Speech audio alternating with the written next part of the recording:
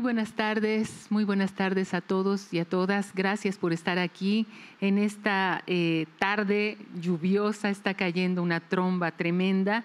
Bueno, no es raro en los últimos días aquí en Jalapa. Pero estamos en la Feria Internacional del Libro Universitario y me da mucho gusto presentarles a Luis Arturo Salmerón. Muy buenas tardes, Luis Arturo. Él es coordinador de la colección Vientos del Pueblo del Fondo de Cultura Económica. En un principio pensamos, bueno, era el plan, presentar 21 para el 21 y Vientos del Pueblo al mismo tiempo. La verdad es que no nos alcanzaría los 50 minutos que tenemos por delante y vamos a optar por presentar Vientos del Pueblo. Ya ha circulado, algunos de ustedes seguramente ya han adquirido alguno de los ejemplares, pero pues ahora sí que vamos por partes, porque a mí me intriga mucho el título de la colección. ¿De dónde viene? Hola Judith, muchas gracias por la invitación y muchas gracias por esta oportunidad para hablar de este proyecto que nos entusiasma tanto en el Fondo de Cultura Económica, que nos divierte tanto y que es uno de las principales armas con las que contamos para la divulgación masiva de la lectura. Una de las principales herramientas, no la única, pero una de las que llegamos a crear para romper este mito, esta barrera entre el lector y el libro. Pues el título es claro, es un homenaje, viene del poema de Miguel Hernández, un gran poeta revolucionario español en tiempos de la Guerra Civil, de su poema que se llama Vientos del Pueblo. Le robamos, le pedimos prestado el título del poema, de un fragmentito del poema, que yo creo que Miguel estaría muy contento, don Miguel Hernández estaría muy contento de prestar el nombre a una colección con esta vocación tan popular, con esta vocación tan de servicio, tan de romper, como decía hace rato, barreras entre el lector y el libro. Y como en justo pago, el primer libro de Vientos del Pueblo de poesía, no el primero que editamos, pero sí el primero de poesía, es una antología de Miguel Hernández. Sí, hay que recuperar la poesía en la vida cotidiana, ciertamente. Y yo, bueno, quiero decir, al stand del Fondo de Cultura Económica, y aunque ya había adquirido antes algunos de los ejemplares, dije, quiero tener toda la colección. ¿Cuántos números son? Y me dediqué a buscar el número en los ejemplares que vi en el stand y no lo encontré. Entonces, lo primero que yo le querría preguntar a Luis Arturo es, bueno, ¿hacía falta esta colección? Me dirá, quizá, sí, hacía falta. Pero ¿por qué en esta presentación? ¿Por qué en esta presentación, digamos, de brevedades? ¿Y por qué sin número? Bueno, vamos por el principio y después llegamos a por qué sin número.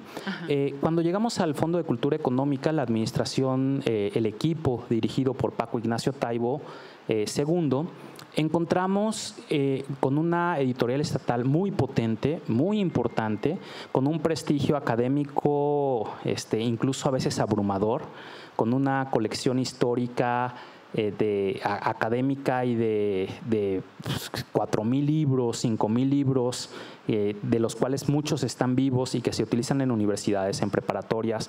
Nos encontramos también con un área de literatura infantil y juvenil muy potente, con, digamos, dos vertientes, entre ellos una colección que también nos gusta mucho, que se llama A la orilla del viento, que es con precios más o menos o muy populares, pero encontramos que no había en el Fondo de Cultura Económica una colección para atraer a nuevos lectores. El Fondo de Cultura Económica, salvo los niños, salvo nuevos lectores infantiles que siguen el proceso gracias a sus padres que le acercan a los libros, no encontramos libros atractivos para adolescentes, para jóvenes, para adultos mayores que empiezan a tener más tiempo y que quieren recuperar como el gusto por leer y encontramos también, pues, lo que consideramos una tragedia, unos precios de libros impresionantes, ¿no? Pensamos libros de 400, 500 pesos, pensamos en un estudiante de preparatoria que saliendo de la escuela, ¿cómo junta 400 pesos? O hay estudiantes que con eso comen una semana, o familias. Entonces, ese era una laguna que tenía la gran editorial estatal, la gran editorial cuya vocación tenía que ir más allá de lo comercial y más allá de lo académico. Sin descuidar lo académico, vimos que lo que hacía falta era una colección muy popular, muy barata, para atraer a nuevos lectores. Y bueno, de ahí vienen muchas preguntas. ¿Cómo se atraen a nuevos lectores? ¿Cómo atraes a gente que no está acostumbrada a leer o gente que dejó de leer hace muchos años? Y dijimos, bueno, historias breves, muy atractivas, muy divertidas y de muchos géneros, porque pues la lectura es como, pues es personal, es por gusto. Lo que a mí me gusta no necesariamente le va a gustar a un chico de no sé, de Jalapa que está terminando la secundaria. Y entonces dijimos, vamos a buscar un abanico muy amplio en donde el único como denominador común sea la calidad literaria. Pero dijimos, bueno, vamos a hablar sobre cuento, novela, bueno, no novela porque la extensión, dijimos, vamos a hacer que sean muy cortos, el límite era 16 páginas a 64 páginas, eso por cuestiones editoriales de las que ya les platicaremos, es cerrar a pliego exacto para que se haga aún más barato y muy baratos. Y dijimos ilustrados por grandes ilustradores que también tienen algo en común entre ellos y es que todos son grandes lectores. Y entonces yo llegaba con diferentes cuentos con los ilustradores que decidieron apoyar y le decía, te voy a dar, bueno, digo yo porque tengo la suerte de coordinar esta colección, le digo, la única condición, o sea, te voy a dar libertad creativa, haz lo que quieras, la única condición es que el cuento, el libro, lo que vas a ilustrar te encante. Si no te gusta, no lo ilustres. Te doy otro y otro para que tenga esta interpretación de esta relectura. Entonces, vamos por partes. Muy baratos, entre 9 y 20 pesos, breves, de muchos temas diferentes para que haya gusto para todos los gustos, e ilustrados por grandes ilustradores, pero que también son grandes lectores. Y la pregunta envenenada, ¿por qué no están seriados? Por la sencilla razón del público al que están dirigidos. Son libros que cuestan 11, 10 pesos, en los que uno puede decir, bueno, un día no me tomo una coca y me compro un libro. Pero también son libros que piensan salir de las librerías y llegar a los rincones del país, en el librobús, en ferias, y que no sabemos cuándo vamos a regresar. México es un país con una geografía impresionante, en la que normalmente en la periferia, en la sierra, llegar a una librería te cuesta 3 horas y es imposible. Pero de repente puede llegar la librería y de repente puedes ver un libro y te lo compras, o otro libro, y tienes 3 libros o tienes 7 libros de Vientos del Pueblo. Pero si el libro que tienes es el número 1, el 17, el 18, el 23, tienes una colección incompleta. Y de verdad, mis amigos lectores se enojaron mucho porque decían, coleccionistas, decían, yo la quiero tener y la quiero tener completa y la quiero tener del 1 al 100. Si llegamos al 100, si ojalá lleguemos al 100, llevamos 67. Y yo le decía, pues sí, pero no es para ti, mano. Está bien que lo compres, está bien que lo guardes. Sobre todo hay algunos que son de verdad textos divertidísimos, geniales, ilustrados maravillosamente. Qué bueno que puedas tener tu colección, pero no quiero que en la Sierra de Songolica un joven que logró juntar 4 sienta que su colección está incompleta. Tiene una colección completa de 4. Esa es la razón. Equivocada, quizá, pero tiene un sentido, no es casual. Entonces tú compras cualquier Vientos del Pueblo y además porque no te tienen que gustar todos. Si te fijas, hay algunos que son crónica periodística, historia, relato histórico, cuento fantástico, ciencia ficción, poesía, teatro, etc. Y a ti no te gusta, pues no lo compres. Compra los que sí te gustan y ten tu colección completa de 15 números. Pues a mí me parece muy interesante la respuesta, porque ciertamente empezamos a comprar determinada colección y si no tenemos el número 3 y saltamos del 1 al 2 y de ahí al 4 y de ahí al 7, sentimos que algo nos está faltando. Y es curioso, decías, vamos a generar una colección para generar nuevos lectores. ¿Cuál era la idea del nuevo lector? ¿Qué temas podían interesar a ese nuevo lector, digamos, en el planteamiento del Fondo de Cultura Económica? ¿Cómo se imaginaban a esos nuevos lectores? ¿Dónde estaban localizados esos nuevos lectores? ¿Qué intereses podían tener esos nuevos lectores? Pienso en temas, ¿no? Pienso en autores, solo autores nacionales, autores regionales.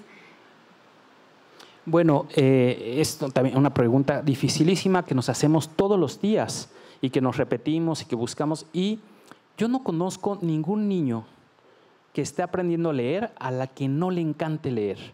Ustedes fíjense si tienen hermanitos, sobrinos, nietos, van en el coche y van leyendo hasta las placas de los coches.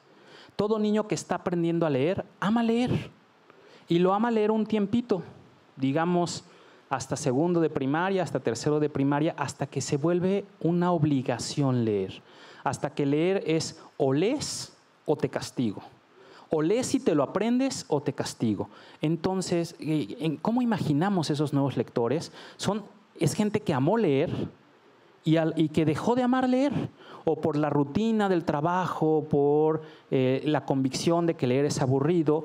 Y nosotros creemos que la única forma real de promover la lectura es por contagio. Es decir, yo no puedo hablar de algo que no me gusta, convencerte de que hagas algo que no me gusta hacer. Entonces, imaginamos lecturas que nos encantan primero al equipo editorial y después abriendo el diálogo con lectores, con colaboradores, con autores que van imaginando sus propios cuentos, que dicen, híjole, me encantaría que estuviera en Vientos, porque además son tirajes muy amplios, que como les digo, se distribuyen. Parte del título, Vientos, es para que llegue como una hojarasca a cualquier rincón. Es difícil cerrarle la puerta al viento, es difícil ponerle barreras al viento, entonces también eso es parte del juego del título. Y primero pues por contagio y después buscando cuentos que nos entusiasmaron. No, con una combinación de, llamémosle clásicos, pensemos en Rudyard Kipling, Allan Poe, Lovecraft, pero también escritores contemporáneos, actuales, como Juan Villoro, como Humberto Musacchio, historiadores, buscando estos como cuatro pilares, ¿no? O sea, narrativa, periodismo, crónica periodística, relatos históricos y poesía, ¿no? En narrativa, digamos que es una mesa de 4 patas con una pata muy diversa, ¿no? En la que hay un poco de todo. Y después la misma realidad. De repente hay cosas que nos encantaría que estuvieran en Vientos del Pueblo y no se puede. Juan Rulfo, cualquiera diría, es una colección ideal para Diles que no me maten de Juan Rulfo, pero pues los Rulfo no permiten que su literatura que llegue barata a la gente. Porque también hay que decirlo, algunas cosas son libres de derechos, pensando en Rudyard Kipling o en Heriberto Frías, pero otras cosas son actuales y el autor no nos lo regala, o a veces sí, muchas veces sí, pero el pago es más o menos simbólico, porque para poder alcanzar estos precios que ves en portada, pues hay que reducir ganancias prácticamente al mínimo. La editorial gana muy poquito. Tenemos que ganar un poquito porque al ser una empresa paraestatal, la ley nos prohíbe generarle pérdidas al Estado. Entonces ganamos un poquitito, pero lo menos posible. Esa es otra razón de por qué los precios son tan diversos y tan locos. 9 pesos, 11 pesos, 14, 15. Los libreros nos odian por eso, porque ellos hubieran dicho es mucho más fácil 10, 15 y 20. Y decimos, sí, claro que es mucho más fácil, pero para el tipo de público al que va dirigido, 2 pesos hace diferencia. Y de verdad, el que no sepa que 2 pesos hace diferencia en este país está viviendo en una fantasía. Además es el Fondo de Cultura Económica, no podría subir más los precios, ¿no? Dejaría de hacer honor a su nombre. La amenidad de los autores, la amenidad de las obras, supongo que tiene gran peso en la colección. Dices que sean breves, pero también que sean amenas, que capten la atención de los nuevos lectores, ¿no? De las y los nuevos lectores. Tenemos varios títulos interesantes, a mí me llaman la atención varios. Uno que conseguí recientemente es el de Juventud Rebelde, Chile, Juventud Rebelde.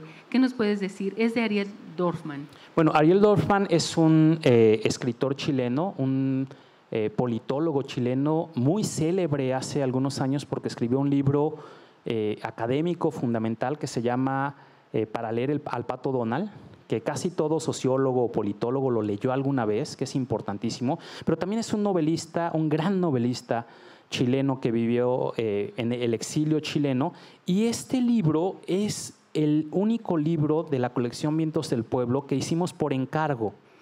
Es decir, todos los demás son historias que ya estaban publicadas o que ya estaban escritas o rescate de viejos cuentos, viejos en cuestión de años, no viejos en cuestión de que hayan envejecido mal. Y ese es un libro al que le pedimos a Ariel, que también es autor del fondo con otras novelas, que le dijimos, por favor, explícale a los jóvenes mexicanos qué está pasando en Chile. Porque el movimiento de hace un par de años en Chile inició con estudiantes de secundaria brincándose los torniquetes del metro. Y eso generó una revuelta popular, una revuelta de la que apenas estamos viendo los resultados, con un viraje a la izquierda, con la propuesta de cambiar la Constitución, que bueno, fue rechazada, pero en condiciones muy interesantes de democracia. En las primeras elecciones en Chile, en las que prácticamente todo el padrón salió a votar, y todo eso se generó porque unos chavitos de secundaria decidieron no pagar el metro porque había subido brutalmente, ¿no? Subió al doble, al triple, y le dijimos a Ariel, explícanos qué está pasando en Chile. Y entonces lo escribió, y aparte le dijimos, y lo tenemos que publicar antes de que esté pasando otra cosa en Chile. Entonces lo escribió muy rápido, su pluma es impresionante, su análisis es magistral y es un texto muy breve que nos explica justo Juventud Rebelde. Si me permite, les voy a leer un párrafo, no nos da mucho tiempo para más, pero pregunta, ¿por qué la juventud chilena se rebeló?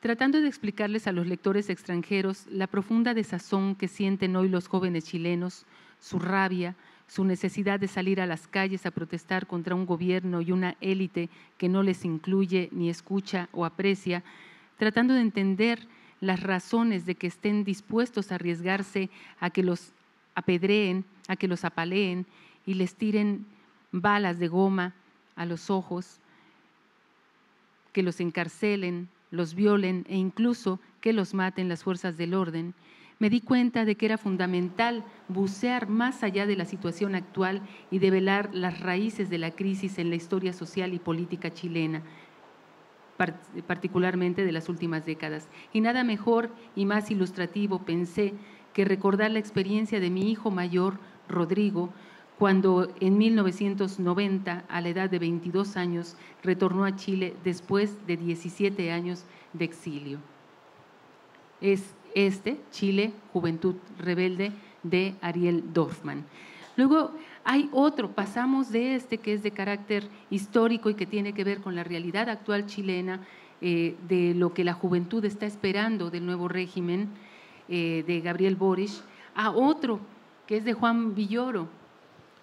Sí, bueno, les cuento un poquito, les platico un poco. Cuando hablamos con Juan sobre el proyecto, él dijo, yo tengo un cuento perfecto para promoción de la lectura, y nos lo regaló.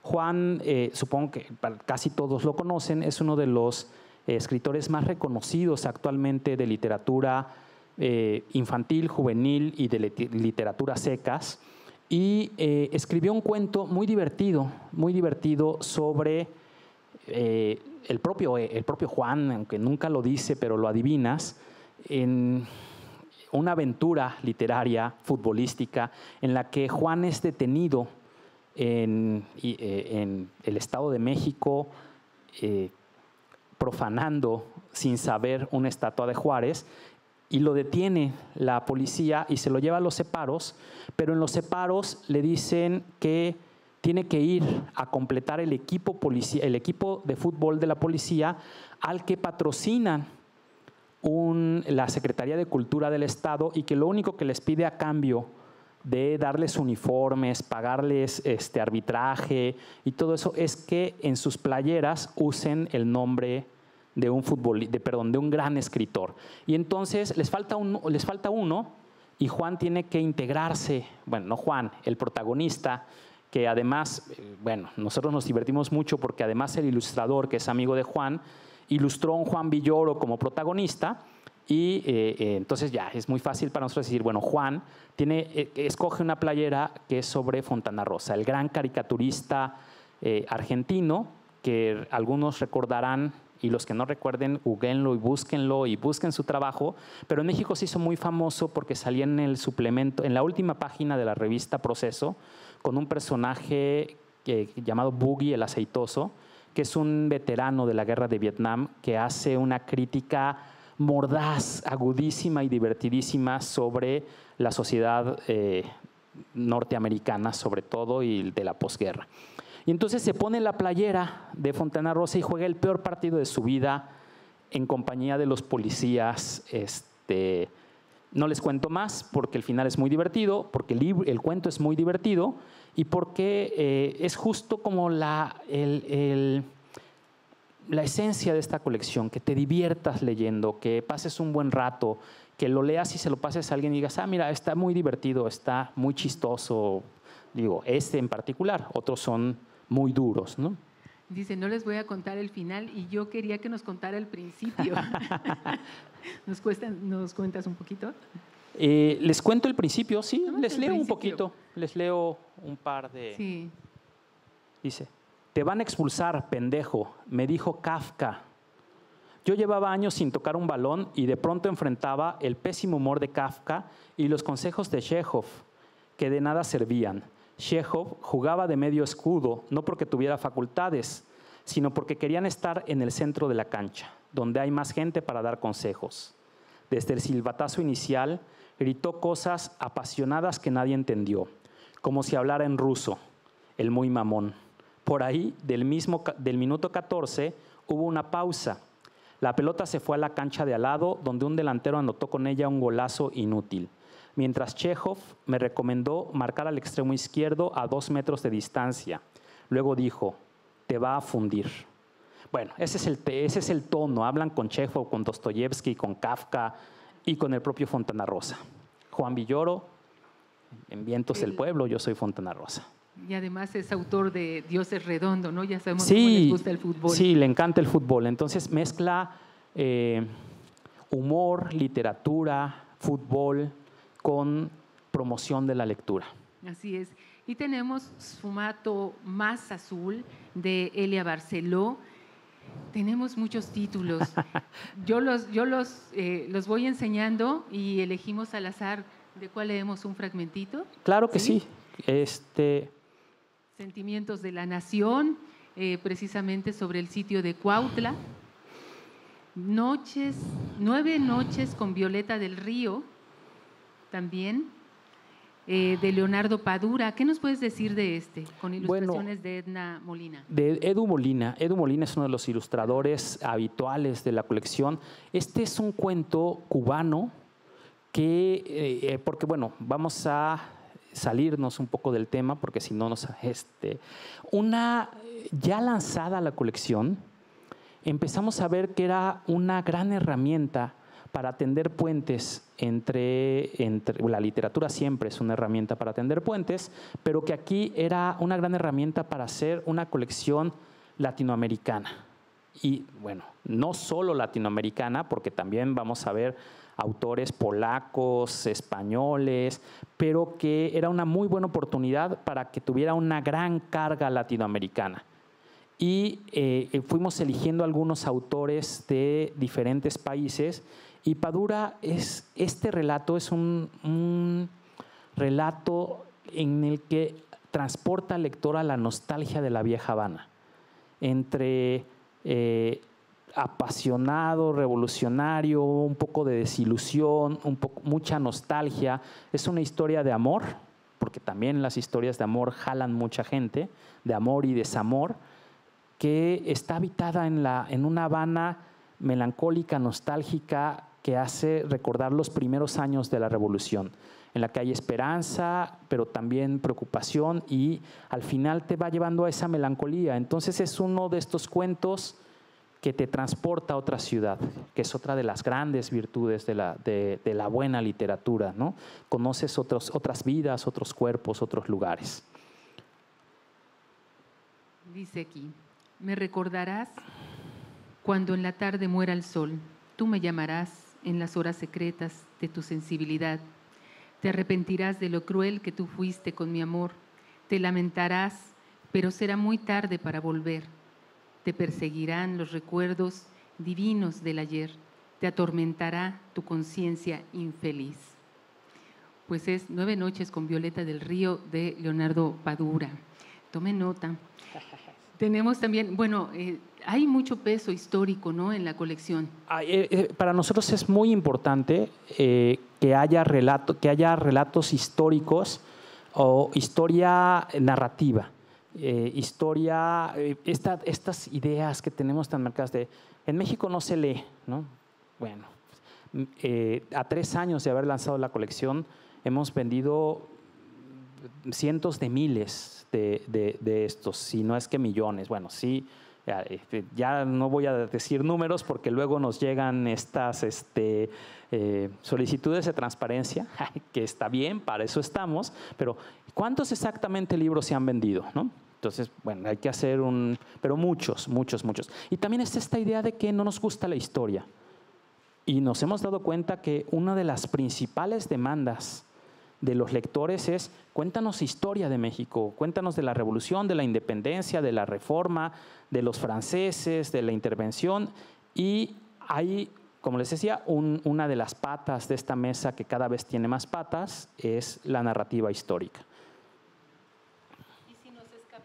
¿Y si nos escapamos de Mónica Lavín? Mónica Lavín es una gran escritora actual, escribe y cuando se acercó a nosotros nos dijo: les voy a mandar un cuento para la colección. Es un cuento yo creo que para chavos de secundaria. También es una historia de amor ambientada en uno de los momentos históricos más, no les quiero decir en qué momento porque les arruino el cuento. Hay cuentos de los que les puedo contar casi todo y no se arruinan ni un poquito, y hay cuentos de los que si les digo una cosa se los echo a perder. Pero es un enamoramiento juvenil en un momento crucial, en un momento crítico de la historia moderna de México. ¿Les leo un fragmento? Por supuesto, claro que sí. Dice: mi beso, exigía a su padre, que siempre la llevaba a la escuela camino a la oficina. En realidad le resultaba mejor salir de casa a las 6:15 que tener que perder tiempo en el tráfico saliendo más tarde. A Cecilia le gustaba que la llevara su padre, que se veía muy bien recién rasurado y que olía a loción. Ya por la noche, cuando llegaba a casa de la oficina, no era el mismo. Se le notaba el sudor en el pelo, los dientes oscuros de café, la voz desganada. Ella estaba segura de que le tocaba lo mejor de su padre. En primeras no estaba mamá intentando resolver algo práctico, recalcar algún evento o, en el mejor de los casos, recordando cosas que Cecilia desconocía. Su padre era para ella sola. A veces no platicaban y escuchaban las noticias, pero durante los anuncios comentaban algo. Otras, él le preguntaba de sus clases favoritas, que desde luego no era la biología ni las etimologías. Me gusta la historia, papá. El maestro era muy bueno, pero la clase de 7 de los martes y los jueves, para colmo, era de etimologías. y Si nos escapamos, de Mónica Lavín. Bueno, y también tenemos aquí La Cruzada de los Niños, con dibujo de Eco, y Marcel, el autor es Marcel Schwob. ¿Cómo sí, se pronuncia? Pues es impronunciable, ¿no? Pero podemos decir Schwob. Este es un cuento de uno de los sucesos históricos más enigmáticos de la Edad Media.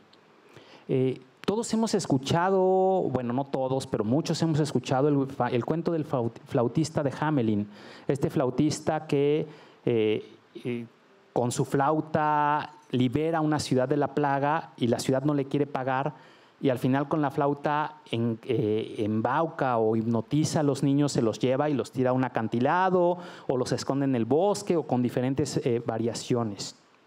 Pues resulta que ese cuento tiene un origen histórico, y un origen histórico medio incomprensible y poco documentado, pero suficientemente documentado para saber qué sucedió. En el siglo XI, según algunas fuentes, o en el siglo IX, según otras, pero la mayoría en el siglo XI, de repente en las ciudades de Europa empezó a haber una especie de locura colectiva de estos, parece que entre una hambruna, algunos niños empezaron a decir que tuvieron apariciones de Cristo que les ordenaba ir a liberar Ciudad Santa. Y entonces se empieza a generar un movimiento, una migración masiva de niños y adolescentes que van buscando, que van peregrinando, que van buscando liberar Ciudad Santa en esta cruzada de los niños, y son miles de niños de diferentes ciudades que hacen todo un viaje hasta el mar, y que pues es una historia estremecedora, medio aterradora, de esta locura y del destino final de los niños. Este es un cuento, un relato con 8 voces distintas en las que se van hablando de esta cruzada, de este momento. Habla el Papa, habla un fraile, habla un peregrino, y los dibujos son de Eco. Eco es un ilustrador, uno de los más grandes ilustradores actuales en México, que a diferencia de otros ilustradores, él no va ilustrando como fragmentos de cuentos, sino que él leyó el cuento, le pareció es muy impactante, y entonces decidió hacer una gran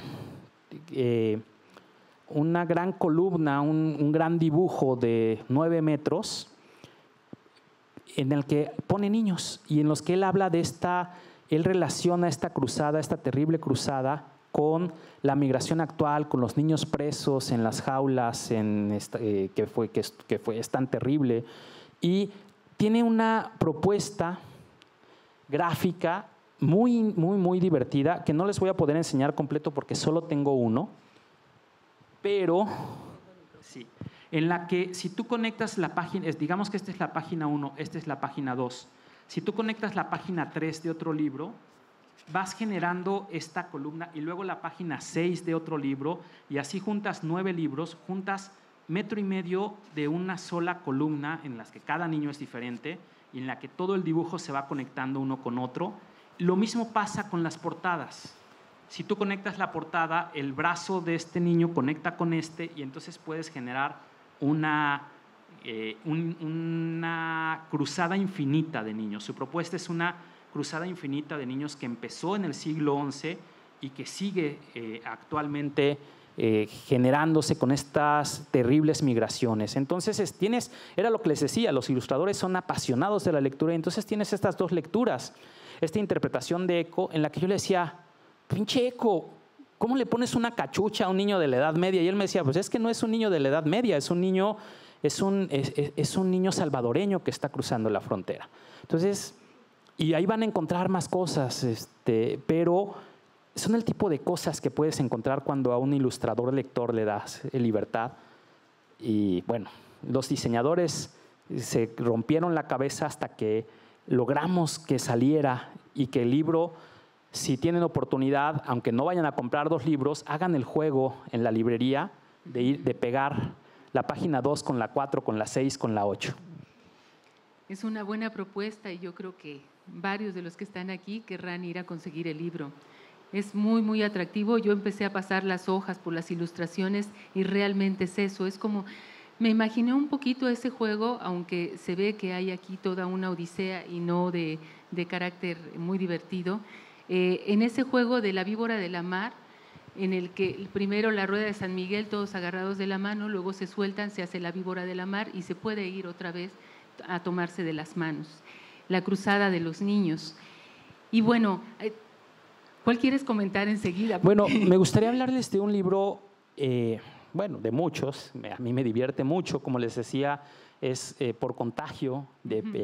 Prácticamente todos me gustan. Hay un par que no me gustan tanto, porque también de repente dije, a ver, ojo, si todos te encantan, algo estás haciendo mal, porque no puede ser solo tu gusto, ¿no? También debe haber algunos que digas, bueno, este tema no me divierte tanto, ¿no? Pero a otros sí, pero a otros sí. Es como, si me gusta, ¿qué te gusta?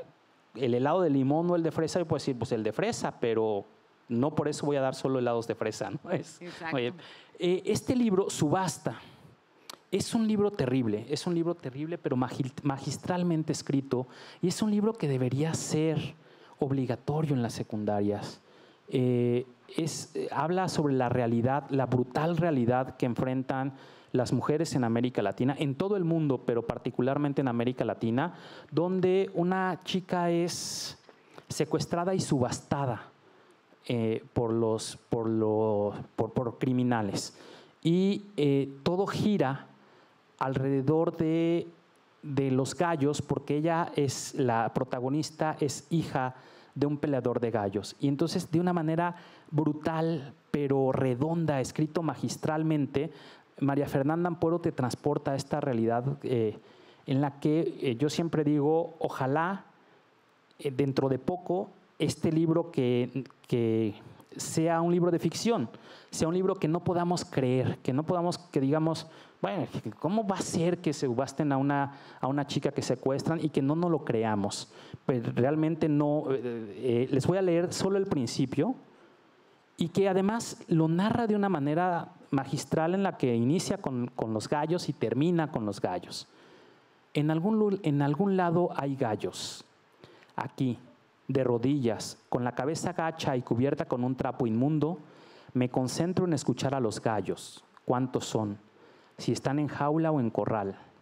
Papá era gallero y como no tenía con quién dejarme, me llevaba a las peleas. Las primeras veces lloraba al ver al gallo desbaratado sobre la arena, y él se reía y me decía, mujercita. Bueno, Subasta. Ojalá pronto podamos decir, esto no puede pasar, pero es un libro que hay que leer. Sí, no puede pasar más, ¿no? Y yo lo recuperaría porque ahora mismo estamos viviendo pues un auge, que tenemos 5 minutos, bueno, sí, bueno, un auge en el tratamiento de estos temas, y qué bueno que podamos adquirirlo por un precio simbólico de 12 pesos. Ella es ecuatoriana, pero podría ser mexicana, chilena, sí, brasileña, lo cual es terrible, ¿no? Sí, el problema no tiene patria. Antes de concluir, yo querría que nos hablaras un poquito de sobrevivir los domingos. Parece ser que el domingo es todo un reto, ¿no? Saltar hacia el lunes. ¿Qué hacemos entre el sábado y el lunes? Ese es uno de los cuentos que podría contarles todo el cuento sin que importara. Está tan bien escrito que lo que importa es acompañarlo, leerlo. Es simple y sencillamente una visita que hace el autor a un departamento en Nueva York donde se toca jazz, y en donde se toca jazz por una razón profunda, que la anfitriona, una cantante legendaria de jazz que además existe, que además ese departamento es exactamente el departamento, y eso pasa todos los domingos, utiliza el jazz para sobrevivir cada domingo. Es un cuento precioso, en el que no pasa nada más que eso, pero que vale la pena leerlo desde el principio hasta el fin, para entender por qué el jazz nos ayuda a sobrevivir los domingos. Bien, pues como pueden ver, la extensión de estos textos es como para disfrutarlos o sufrirlos, ya lo hemos visto, para reflexionar en una sentada, ¿no? En un ratito en la cola mientras esperamos comprar las tortillas mientras esperamos entrar a hacer algún trámite, ¿no? O en algún domingo de esos que uno no encuentra qué hacer, pues a leer un rato. Muchas gracias a Luis Arturo Salmerón. Y tenemos por ahí alguna sorpresa, ¿no? Estábamos pensando qué hacemos con esta colección sobre la mesa en la que solamente pudimos pues comentar algunos de los títulos, y bueno, dijimos, ¿por qué no se las regalamos a los asistentes? ¿No?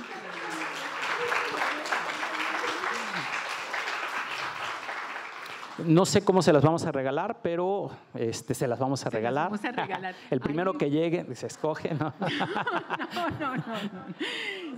No, pues nada más invitarlos a que se acerquen a la colección, a que la compartan, a que si quieren coleccionarla, colecciónanla, pero si no, que pase de mano en mano. De las cosas más bonitas que me han pasado en esto es un día en un camión foráneo, vi a alguien leyendo la colección, sentado leyendo uno de los libros en el transporte público, en un lugar inimaginable. Entonces, hagamos que estos vientos del pueblo lleguen a todos los rincones del país, a todos los lectores, a los no lectores y a los que van a hacer de nuestro país cada vez más una república de lectores. Muchas gracias. Gracias. Muchas gracias, Luis Arturo, y gracias al Fondo de Cultura Económica por esta colección. Bueno, pues yo les invito a que miren por ahí, toquen por detrás en su respaldo. Por ahí hay algunos papelitos y, bueno, quienes encuentren el papelito pasan y les regalamos el libro. Gracias. Bonita tarde.